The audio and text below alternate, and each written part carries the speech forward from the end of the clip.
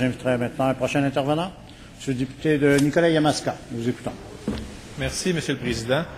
Je ne ferai pas de rappel chronologique de tous les événements, toutes les allégations et tout ce qui nous mène aujourd'hui à une motion de censure contre le gouvernement, parce que je pense que plusieurs collègues l'ont déjà fait, puis les journalistes l'ont bien fait aussi, et la population du Québec est généralement très bien informée de ce sur quoi on débat aujourd'hui.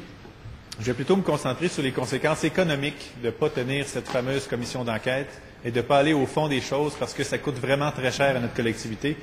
Et avant de passer à l'économie, je voudrais dire par contre que je suis fatigué, au sens propre et au sens figuré. Au sens propre parce que j'ai 2 petits bébés qui sont arrivés il y a quelques jours et que je n'ai pas de sommeil depuis 2 semaines, mais au sens figuré parce que ce gouvernement-là est vraiment fatigant aussi. La population leur dit dans un taux record qu'il faut faire une commission d'enquête. L'insatisfaction est historique et malgré tout, le gouvernement a d'autres intérêts que ceux de la population qui l'a élu.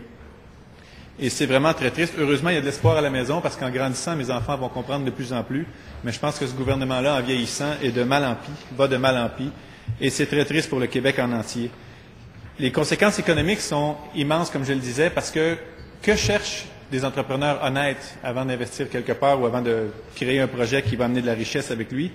Évidemment, ils veulent qu'il y ait le moins de bureaucratie possible et ils veulent un cadre judiciaire et réglementaire bien établi, mais ils veulent aussi et surtout qu'il n'y ait pas de corruption. Ils veulent que ce soit une méritocratie et non une kleptocratie ou une plutocratie ou une quelque autre forme de cratie qui ne soit pas la bonne cratie.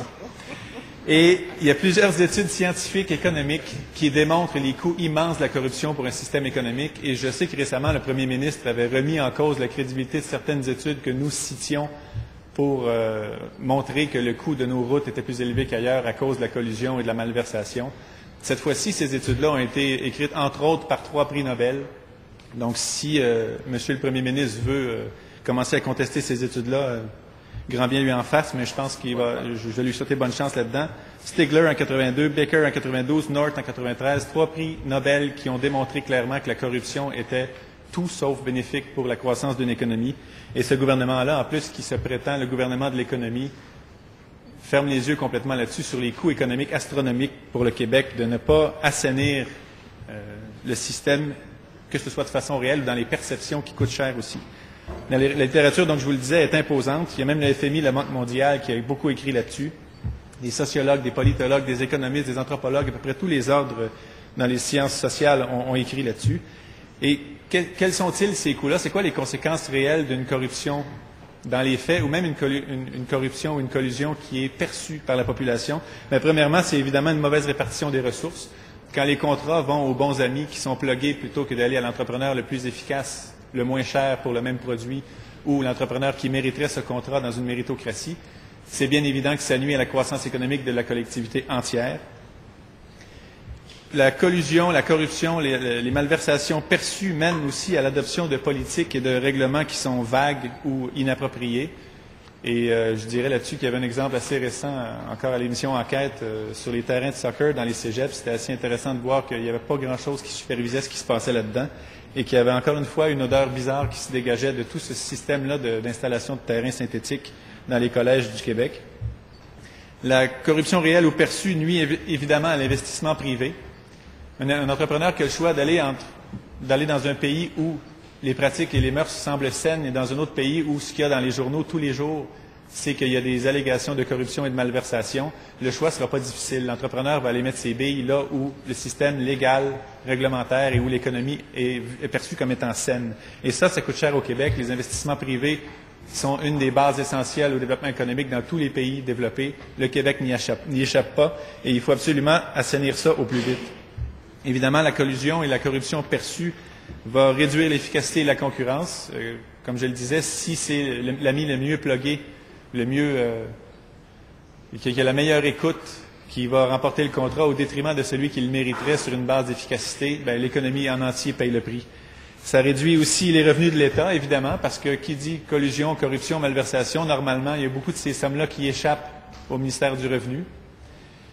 Et le crime organisé étant fort probablement relié à ça, ils ne sont pas réputés pour être les meilleurs payeurs d'impôts non plus au Québec ni nulle part dans le monde. Même si la loi du revenu impose à un criminel de déclarer ses revenus, très peu le font en réalité.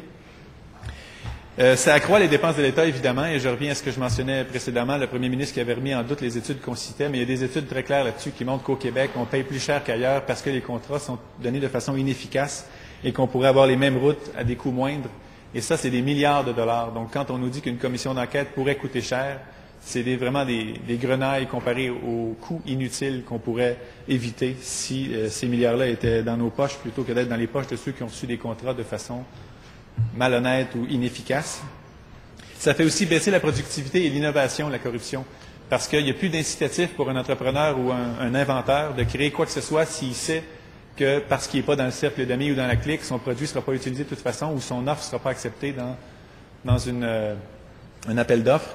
Donc, ça nuit grandement à la productivité et à l'innovation. Et le Québec, en économie moderne et développée, a besoin de mettre beaucoup d'emphase là-dessus, sur l'innovation et la productivité accrue. Et la corruption, qu'elle soit réelle ou perçue, nuit grandement à l'innovation.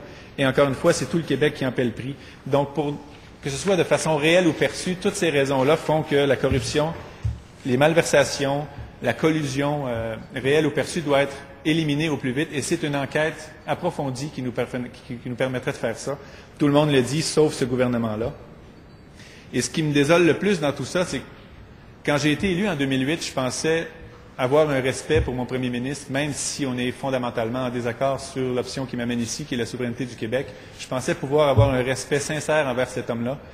Et je me rends compte que tout ce qu'il fait, c'est jamais dans l'intérêt national, c'est dans l'intérêt de son parti et de sa clique. Et je trouve franchement que ça commence à faire. Et la population le dit, ça commence à faire aussi. Et le mécontentement, je le disais, il est historique. Le message me semble assez clair et je suis convaincu que dans le caucus libéral, il y a des députés qui en ont plein leur casse aussi. Et j'espère qu'ils vont se lever aujourd'hui et voter du bon côté parce qu'on est du côté de la population et en démocratie, c'est censé être le bon côté, le côté de la population. J'ai en fait un peu honte aussi d'être identifié au genre de député que la population pense qu'on est à cause de choses comme ça, à cause de cet entêtement ou à cause de cette preuve, en fait, indirecte qu'ils ont quelque chose à cacher parce qu'ils ne la déclenchent pas, l'enquête. Et ça nous met tous dans le même panier. Et j'ai un peu honte d'être associé à ça. Et j'ai très hâte. Je pense que le Québec mérite un premier ministre, un gouvernement probe et intellectuellement honnête.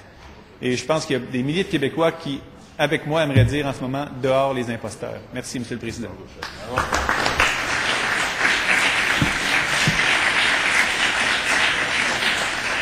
Merci, M. le député de Nicolas Yamaska.